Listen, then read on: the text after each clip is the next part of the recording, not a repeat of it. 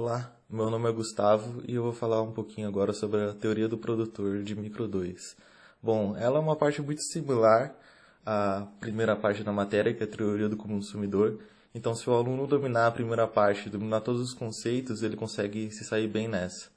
Bom, o primeiro conceito que eu vou abordar hoje é o conceito de função de produção, que é um conceito muito similar à função de utilidade da teoria do consumidor. Então, o que é a função de produção? É uma função que vai descrever para a gente como é feita a combinação de insumos para produzir um determinado bem. Então, a gente vai ter uma função f aqui, de x1 até x4, por exemplo, que esse x1 até x4 são os insumos, os fatores de produção, que vão produzir uma determinada quantidade para essa firma de um determinado bem. Um exemplo para essa função seria uma casa de sucos, que poderia ser a quantidade de litros de suco produzidos. X1, o maquinário da firma, os liquidificadores. X2, os funcionários. X3 e X4, as frutas que ela usa para produção. Mas o problema é que na função acima a gente tem muitas variáveis e ficaria difícil observar num gráfico qual é o comportamento dessa função. Por isso, micro 2 a gente vai simplificar para só duas variáveis, K, que é o capital, e L, o trabalho. E essa vai ser a cara do gráfico da nossa função, na qual K fica no eixo vertical e L no horizontal. E a quantidade de Q no eixo Z, que é um eixo perpendicular à tela do seu computador.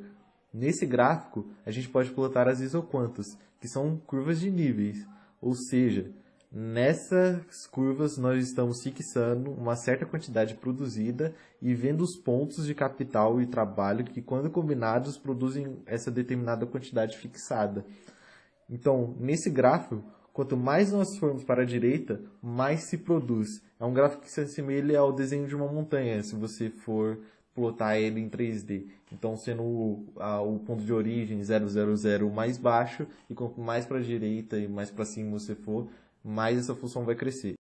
Se a função é de produção, nós conseguimos falar agora sobre produtividade. E o primeiro conceito nesse tema é produtividade média, que basicamente é a quantidade produzida dividida pela quantidade de insumo utilizado.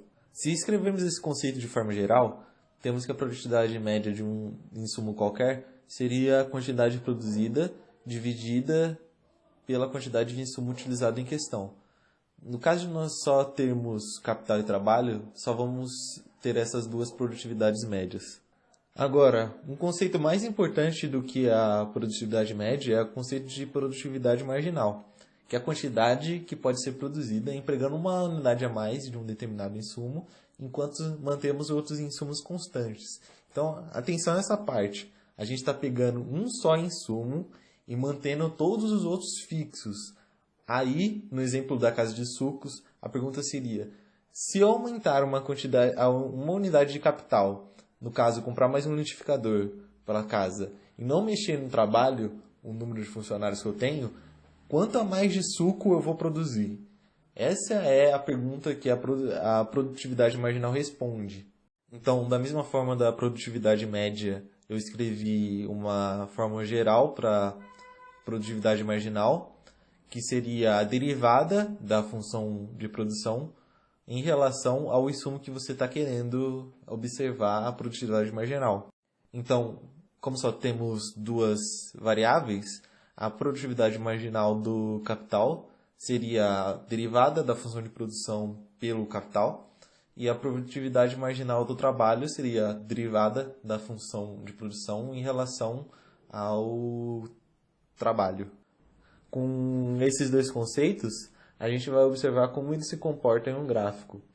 Se a gente usar de novo o exemplo da casa de suco, o de cima, o gráfico de cima, é simplesmente como a quantidade de suco que eu produzo se comporta conforme eu vou aumentando um só insumo. Nesse caso, a gente vai escolher o número de funcionários que eu tenho.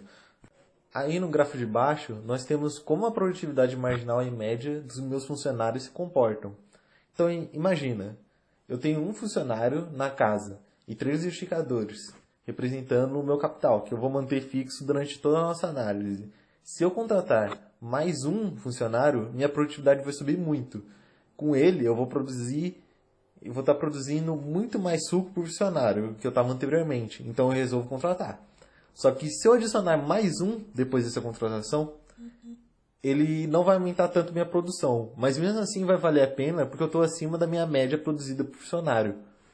Esse conceito é o conceito de produtividade marginal decrescente, que a gente pode observar melhor ao lado. Observe que conforme eu vou adicionando mais funcionários, a produtividade que eu ganho a cada novo funcionário é menor. Até que chega um momento que se eu contratar mais um não vai fazer diferença nenhuma para a minha produção e pode até me prejudicar. Então vamos voltar para o gráfico lá de baixo. Observe que no começo desse gráfico, a minha curva de produtividade marginal está acima da curva de produtividade média. Então a gente pode concluir que se eu adicionar mais um funcionário nesse caso, ele vai estar produzindo mais que a minha produtividade média atual. Então, se eu contratar ele, ele vai puxar essa média para cima. Mas, como a produtividade marginal é decrescente, vai ter um ponto que ela vai começar a cair. Até que ocorre essa intersecção entre a produtividade média e a marginal. Depois desse ponto, cada funcionário que eu adiciono vai produzir menos que a minha média atual. Então, se eu contratar ele, essa minha média vai começar a cair. Então, esse ponto que a gente está falando é um ponto onde a produtividade por funcionário é a maior de todas. Então, existem dois jeitos de a gente conseguir descobrir ela. É igualando essa produtividade marginal com a produtividade média, ou simplesmente pegando a equação da produtividade média e derivando ela igualando a zero. Bom, uma observação. A produtividade marginal não é necessariamente decrescente. Tá, na maioria dos exercícios ela é mesmo, faz sentido ela ser na realidade. Só que se você quiser afirmar com certeza que ela é, você teria que derivar a equação da produtividade marginal pelo insumo que você está querendo ver se é, e ver se esse resultado dá negativo. E é isso por hoje. Muito obrigado. Até uma próxima.